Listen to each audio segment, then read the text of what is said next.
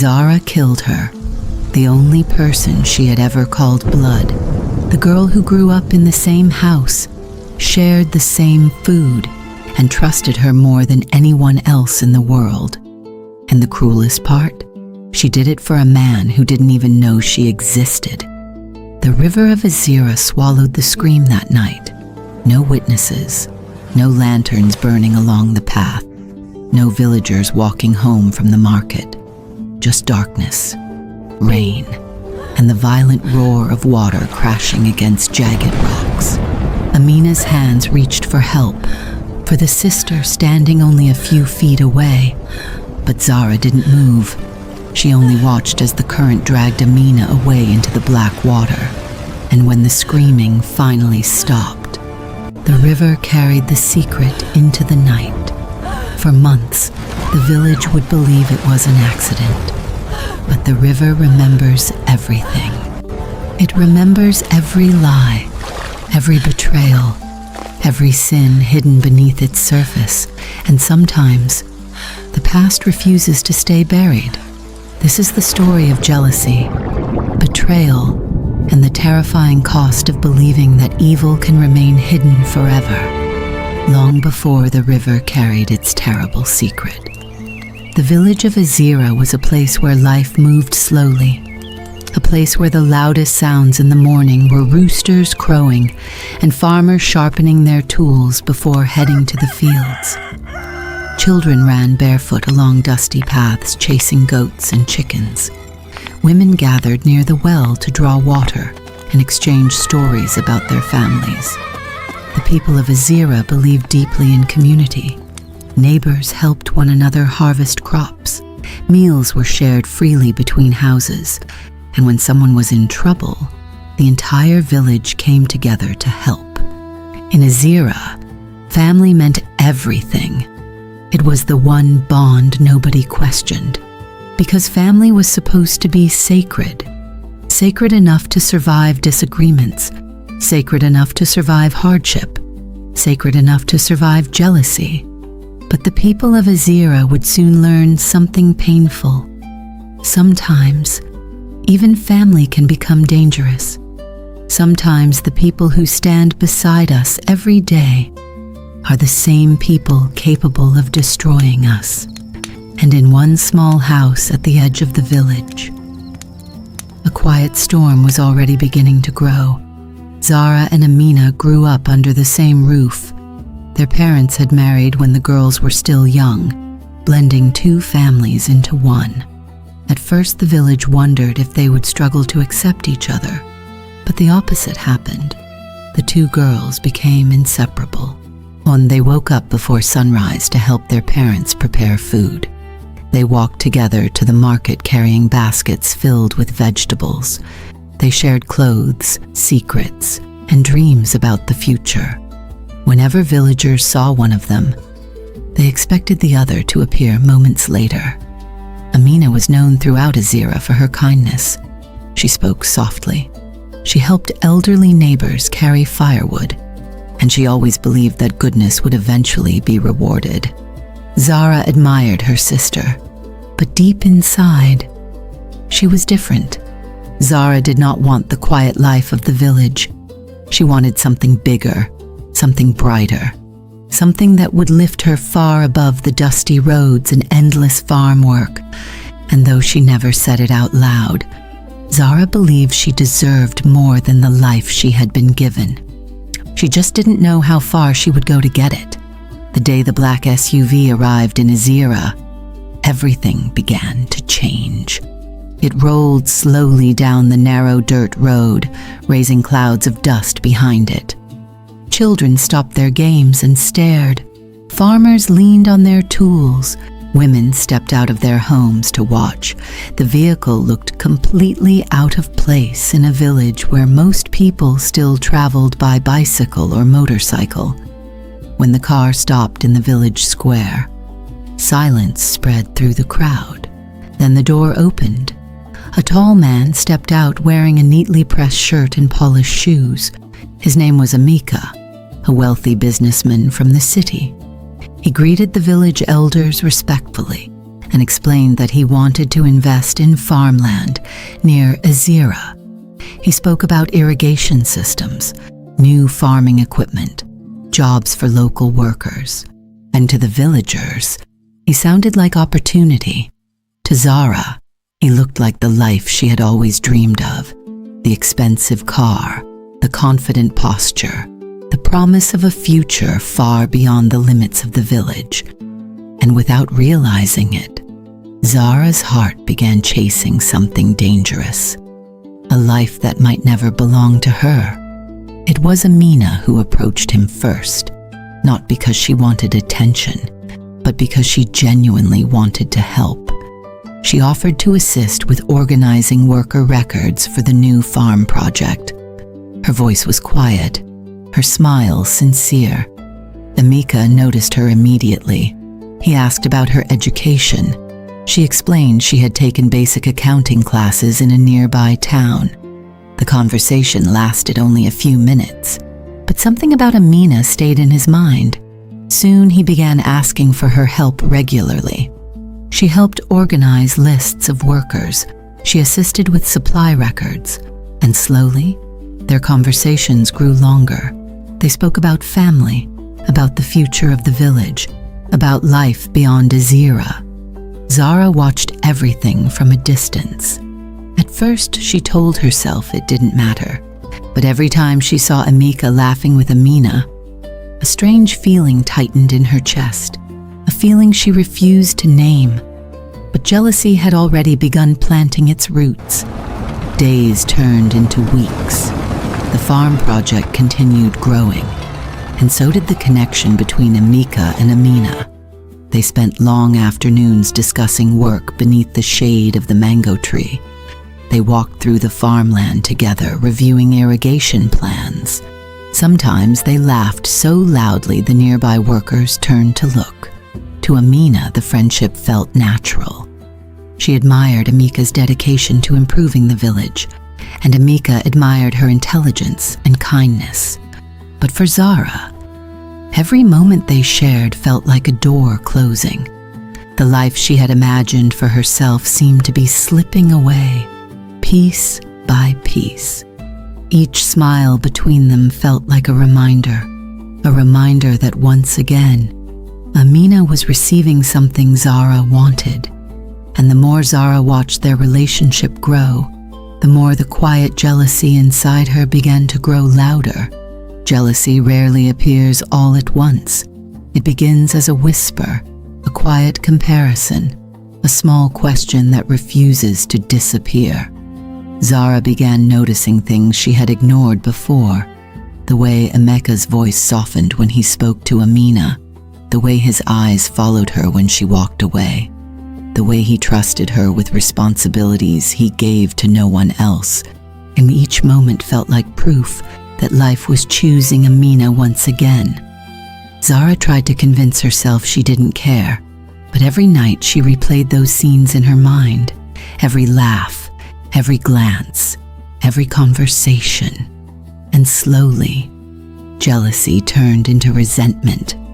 Because in Zara's mind, Amina wasn't just lucky, she was taking something that should have belonged to her, something Zara believed she deserved more.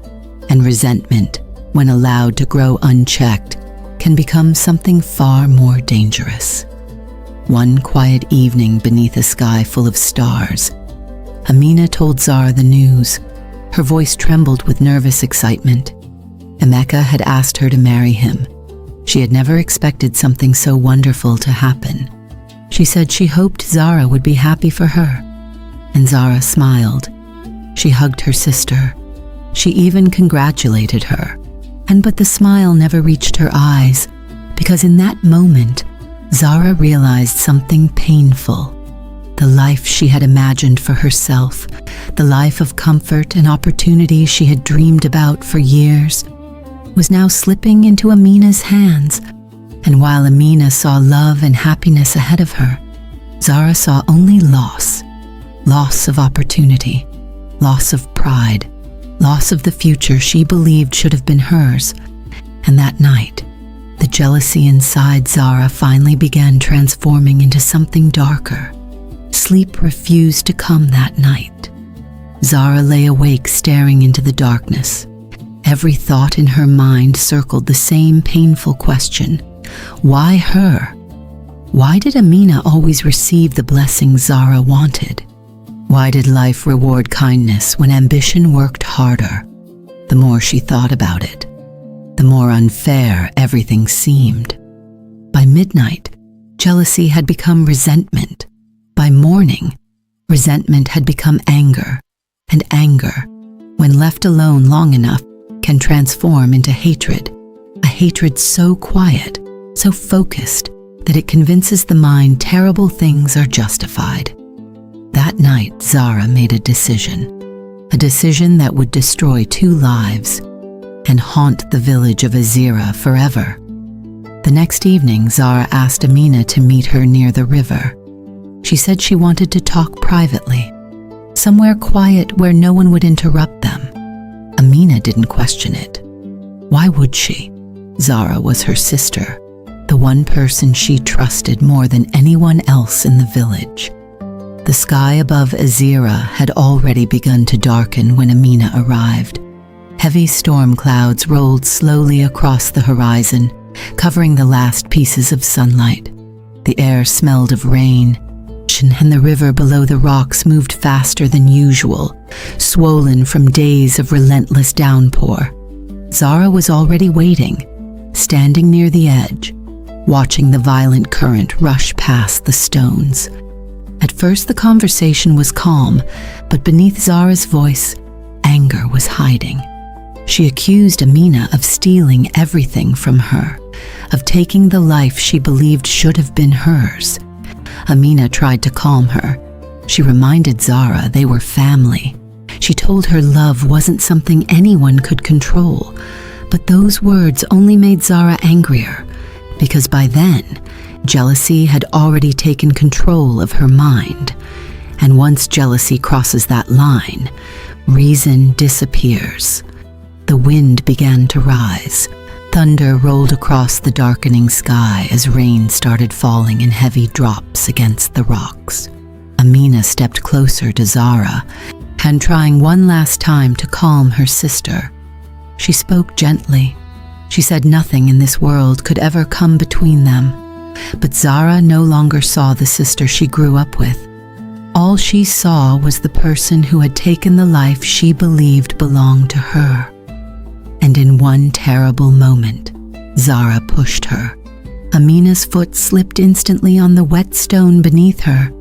Her body crashed into the river with a violent splash.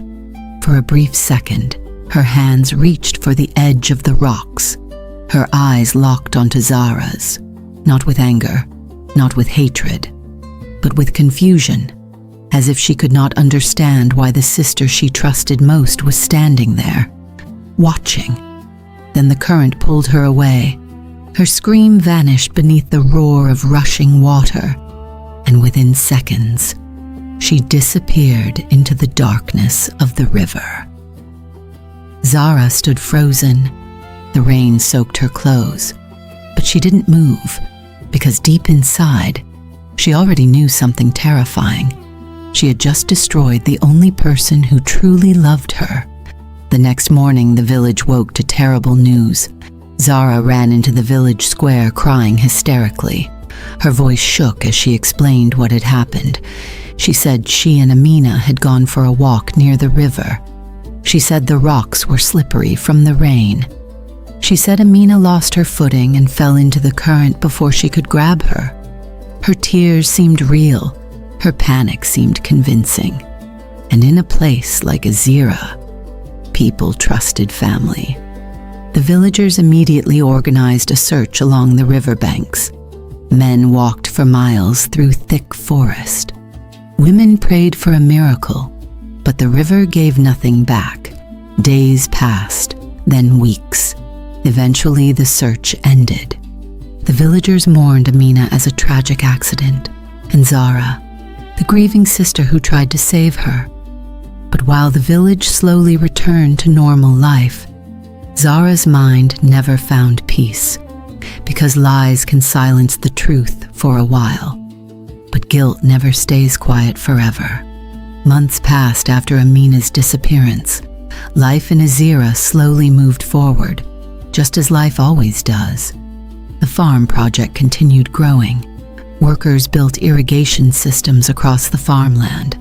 Harvests became larger, and Amika spent more time in the village managing his investments.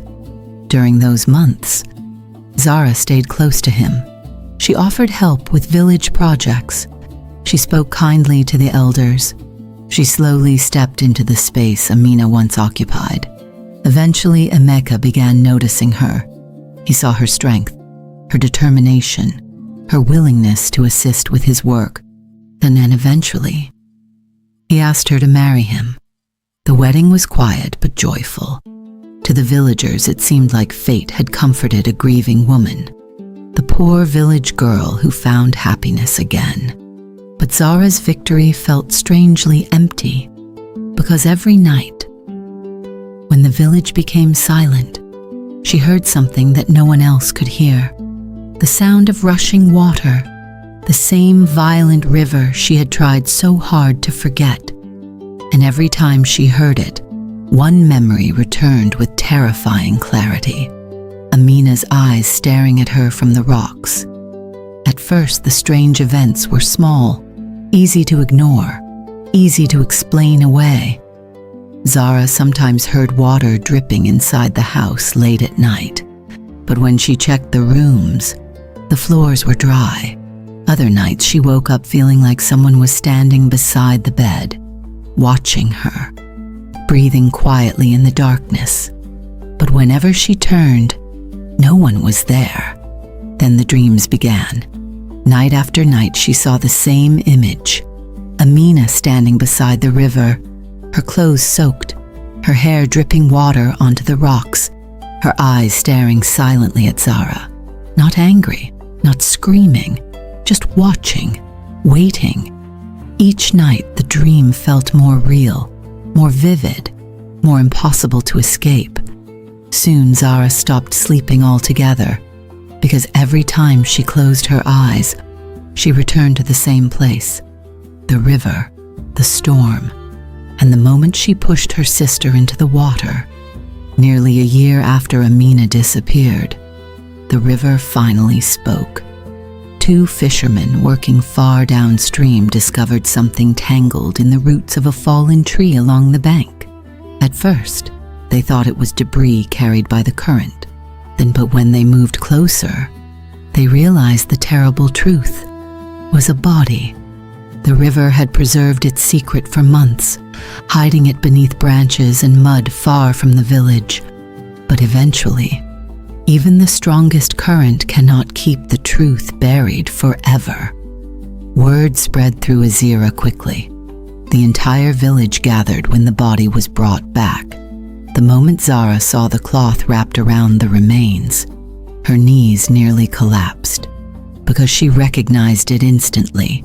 It was the same dress Amina had been wearing the night she died, and suddenly the lie that had protected Zara for months began to crumble, because the river had finally returned what she tried to hide. The elders of Ezira began asking questions, careful questions, quiet questions, questions that slowly uncovered pieces of the truth Zara had buried. And eventually, the weight of guilt became too heavy. During a meeting in the village square, Zara finally broke. The confession came through uncontrollable tears. She admitted everything: the jealousy, the anger, the push beside the river. The entire village stood in stunned silence, because the tragedy they believed was an accident had always been something far worse: betrayal. Years passed after that day. The village healed. Children continued playing along the same dusty roads. Farmers returned to their fields.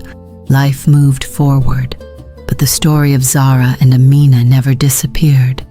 The elders told it to younger generations as a warning, a reminder that jealousy can destroy even the strongest bonds. and that no secret, no matter how deeply buried, can escape the patience of truth.